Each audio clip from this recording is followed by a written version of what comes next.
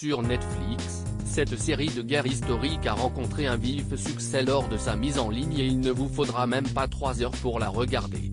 C'est quelque chose que les abonnés Netflix ont bien en tête, régulièrement, des programmes quittent le catalogue de la célèbre plateforme de streaming américaine, pour laisser la place à des nouveautés.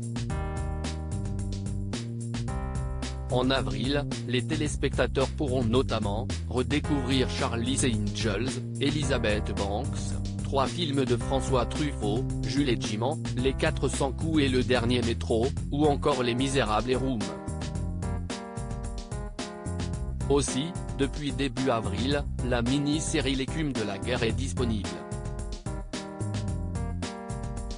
Ce show bluffant, qui nous plonge en pleine Seconde Guerre mondiale, se compose de seulement 3 épisodes d'à peine 1 heure chacun. Découvrez d'autres séries courtes de Netflix. Et il a déjà conquis son public. Netflix expérimente un nouveau genre de série avec L'écume de la guerre dans cette série norvégienne réalisée par Gunnar Viken, qui peut se targuer d'avoir intégré, 2 jours seulement après sa sortie, le top 10 des shows les plus regardés du moment sur Netflix. Les téléspectateurs vont faire la connaissance d'un marin de la classe ouvrière qui se nomme Alfred Garn et vient de devenir papa pour la 3e fois. Avec Sigbjørn Kvaland, un ami d'enfance, l'homme travaille à bord d'un navire marchand, dans l'océan Atlantique, au moment où la guerre va éclater. Ces 2 civils désarmés, animés par la seule volonté de retrouver leurs proches, vont devoir se battre pour leur survie. Au programme, de la violence, mais aussi une belle histoire d'amitié. L'écume de la guerre, quel casting!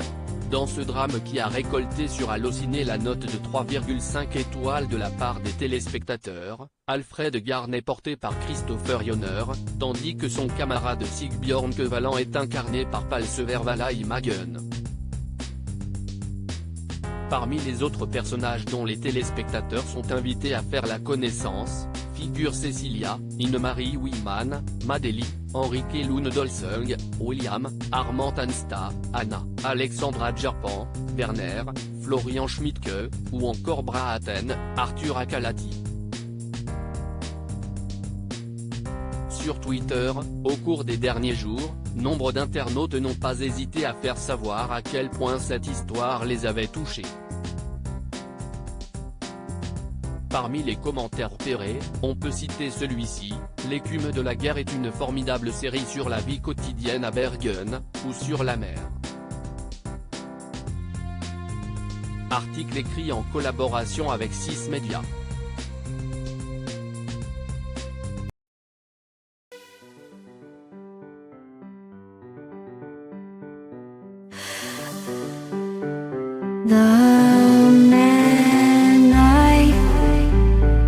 Love just had